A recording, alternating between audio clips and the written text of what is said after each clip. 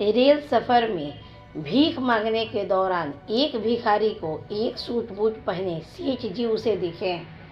भिखारी को लगा यह व्यक्ति बहुत अमीर लगता है, इससे भीख मांगने पर यह मुझे जरूर अच्छे पैसे देगा।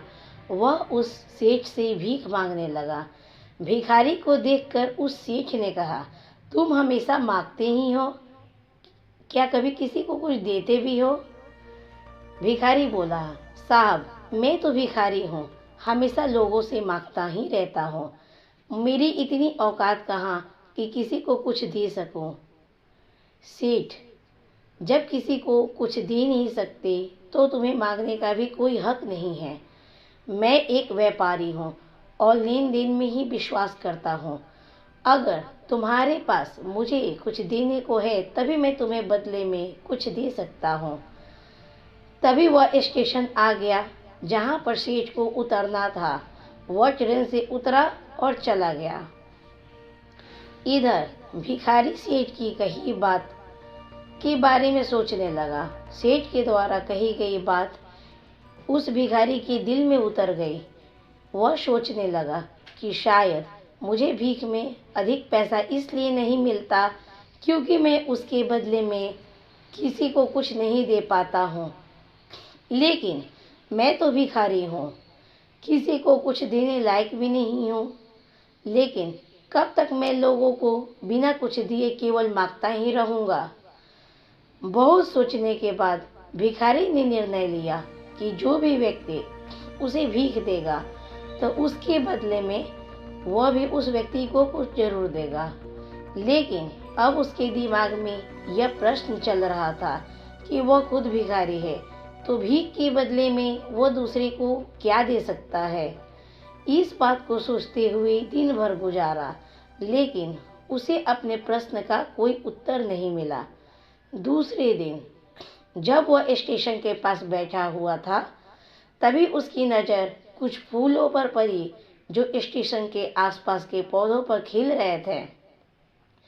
उसने सोचा, क्यों न मैं लोगों को भीख के बदले कुछ फूल दे दिया करूं। उसको अपना यह विचार अच्छा लगा और उसने वहां से कुछ फूल तोड़ लिए। वह ट्रेन में भीख मांगने पहुंचा।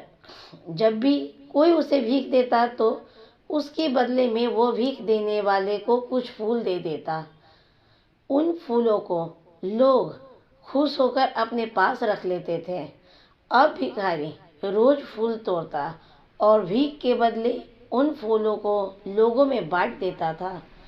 कुछ ही दिनों में उसने महसूस किया कि अब उसे बहुत अधिक लोग भीख देने लगे हैं।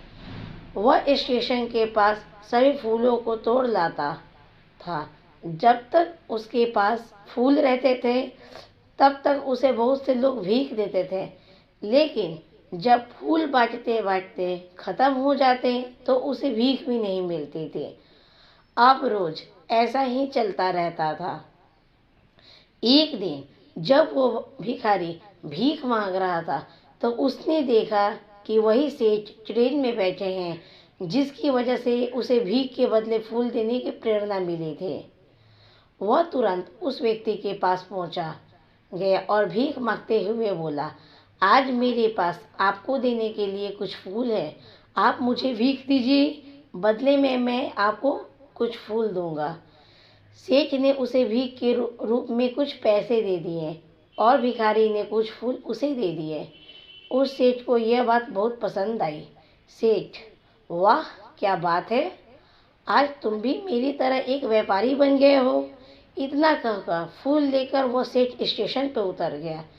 लेकिन उस सेठ के द्वारा कही गई इस बात पर भी एक बार फिर से उस भिखारी के दिल में उतर गई। वह बार बार उस सेठ के द्वारा कही गई बात के बारे में सोचने लगा और बहुत खुश होने लगा। उसकी आंखें अब चमकने लगी। उसे लगने लगा कि अब उसके हाथ सफलता की वो चाबी लग गई है जिसके द्वारा वह अपने जीवन को बदल सकता है। वह तुरंत ट्रेन से नीचे उतरा और उत्साहित होकर बहुत तेज आवाज में ऊपर आसमान की ओर देखकर बोला, मैं भिखारी नहीं हूँ, मैं तो एक व्यापारी हूँ। मैं भी उस सेठ जैसा बन सकता हूँ, मैं भी अमीर बन सकता हूँ। लोगों ने उसे देखा तो सोचा शायद यह भिखारी पागल हो गया है। अगले दिन से वह भिखारी उस स्टेशन पे कभी नहीं देखा। 1 वर्ष बाद इसी स्टेशन पे 2 व्यक्ति सूट बूट पहने हुए यात्रा कर रहे थे। दोनों ने एक दूसरे को देखा तो उनमें से एक ने दूसरे से हाथ मिलाया और कहा, क्या आपने मुझे पहचाना? सेठ, नहीं तो शायद हम लोग पहली बार मिले हैं। भिखारी, सेठ जी आप याद कीजिए, हम पहली बार नहीं बल्कि तीसरी बार मिल रहे हैं। सेठ, मुझे याद नहीं आ रहा है, वैसे हम पहले 2 बार कब मिले थे? अब पहला व्यक्ति मुस्कुराया और बोला, हम पहले भी 2 बार इसी ट्रेन में मिले थे। मैं वही भिखारी हूँ जिसको आपने पहली मुलाकात में बताया कि मुझे जीवन में क्या करना चाहिए और दूसरी मुलाकात में बताया कि मैं वास्तव में कौन हूँ। शेठ, ओह याद आया, तुम वही भिखारी हो जिसे मैंने 1 बार भीख देने से मना किया था और दूसरी बार मैंने तुमसे कुछ फूल खरीदे थे। लेकिन आज तुम सूट बूट पहने कहाँ जा रहे हो और आजकल क्या कर रहे हो?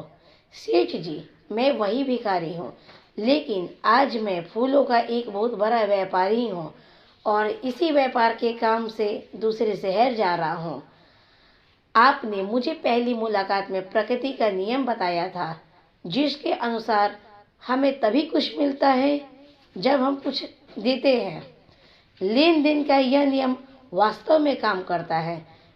मैंने ये बहुत अच्छी तरह महसूस किया है, लेकिन मैं खुद को हमेशा भिखारी ही समझता रहा। इससे ऊपर उठकर मैंने कभी सोचा भी नहीं था। और जब आपसे मेरी दूसरी मुलाकात हुई तब आपने मुझे बताया कि मैं एक व्यापारी बन चुका हूँ। अब मैं समझ चुका था कि मैं वास्तव में एक भिखारी नहीं बल्कि व्यापारी बन चुका हूँ।